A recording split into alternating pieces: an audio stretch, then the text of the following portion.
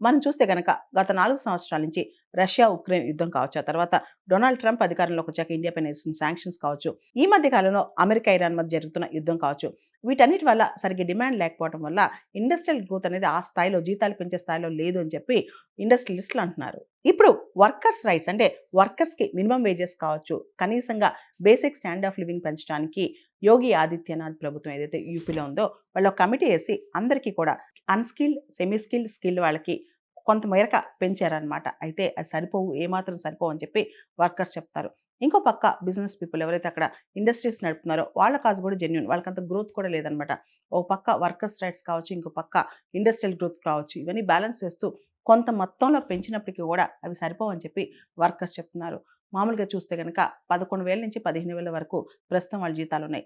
2, 3,000 పెంచే అవకాశం కనిపిస్తుంది ఈ కమిటీ వల్ల. కానీ అవి సరిపోవు. అవి ఏమాత్రం సరిపోవు. ఇప్పుడు పెరుగుతున్న ధరలకని చెప్పి వర్కర్స్ వాపోతున్నారు.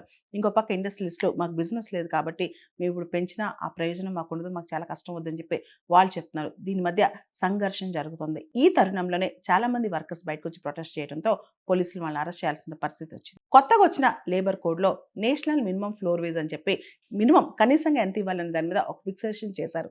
కానీ అంతకంటే తక్కువగా ఇచ్చే ఆస్కారం కూడా లేదు. అయితే ఈ రూల్స్ ఇంకా ఇంప్లిమెంటేషన్‌లోకి రాలేదన్నమాట. కొత్తగా వచ్చిన లేబర్ కోడ్‌కి సంబంధించిన రూల్స్ ఇంకా ఇంప్లిమెంటేషన్‌లోకి రాలేదు.